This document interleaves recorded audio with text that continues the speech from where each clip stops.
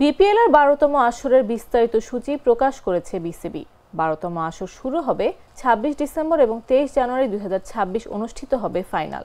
BCB থেকে পাঠানো সূচিতে বলা হয়েছে 26 ডিসেম্বর সিলেট আন্তর্জাতিক ক্রিকেট স্টেডিয়ামে শুরু হবে বিপিএল।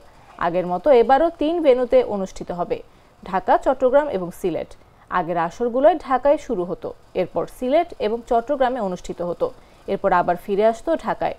এবার ঢাকায় একটি পর্বই অনুষ্ঠিত হবে, সে কারণে সিলেটে শুরু হবে বিপিএল। 2 জানুয়ারি পর্যন্ত সিলেটে অনুষ্ঠিত হবে, এরপর 5 জানুয়ারি শুরু হবে বিপিএল এর চট্টগ্রাম পর্ব।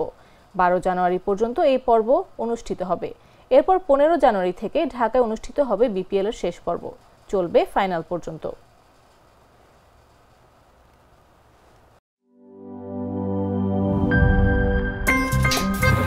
আমার একটা স্মার্ট সিদ্ধান্তে 25% গ্যাসের খরচ কমেছে। ভাবছেন কিভাবে? সাধারণ গ্যাস স্টোভ বদলে আমি এনেছি আরএফএল গ্যাস স্টোভ। এর সাইন্টিফিক নজল ও ব্রাস বার্নার ক্যাপ সমানভাবে তাপ ছড়িয়ে রান্না করে দ্রুত, তাই গ্যাসও বাঁচায় 25%, টাকাও বাঁচে 25%। আরএফএল গ্যাস স্টোভ নিরাপদ ও গ্যাস সাশ্রয়ী।